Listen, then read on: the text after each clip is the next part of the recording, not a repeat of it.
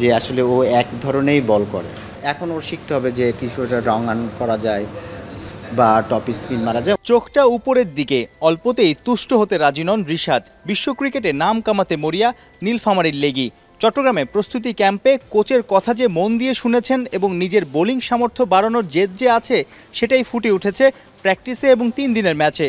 রিশাদ পাল্টে না গেলে কী সমস্যায় পড়বেন সেই বার্তাই সপ্তাহখানেক আগে দিয়েছিলেন বিসিবি কোচ সোহেল ইসলাম। আপনার যখন সামর্থ্য থাকবে তখন আপনি আসলে যে প্ল্যান দিবেন ওটা কাজ হবে।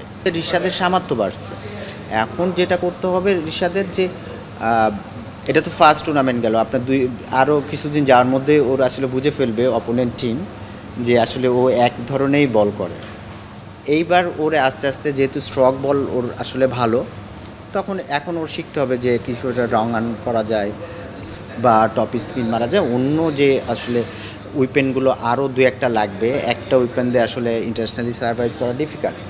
তো সেইখানে আরও ওর আসলে দিন যত যাবে ন্যাশনাল টিমেই খেলবে, কিন্তু এর মধ্যে ওই অস্ত্রগুলো আসলে রেডি করতে হবে। নেটে অসাধারণ ডেলিভারি, লেগ স্পিনারদের সেরা অস্ত্র গুগলি, সেটাই আস্তে আস্তে আয়ত্তে আনছেন রিশাদ। নিয়মিত রং অন ডেলিভারি দিয়ে অ্যাকিউরেসি বাড়াচ্ছেন।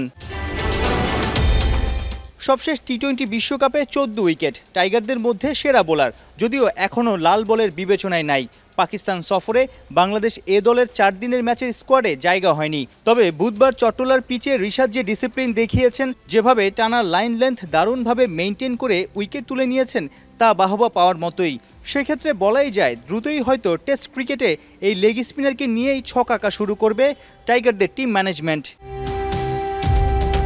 ভয়ঙ্কর গুগলি মারার স্বপ্ন রিশাদের। মেহেদী মিরাজ আবার দুসরায় পাকা হতে মরিয়া। গেল বছর থেকে দুসরার তালিম নিচ্ছেন, মাঝে সাঝে নেটে দেখাও যায় অমন ভ্যারিয়েশন। কিন্তু ম্যাচে নাকি দুসরা মারার সাহস খুব একটা পান না মেহেদী মিরাজ। ব্যাটিং ফ্রেন্ডলি উইকেটে গতির তারতম্যের সঙ্গে নানা ধরনের বল করতে না পারলে সাফল্য পাওয়া বড্ড কঠিন। পাকিস্তানে ব্যাটিং উইকেটে তাই চ্যালেঞ্জে পড়তে পারেন এই অফ স্পিনার।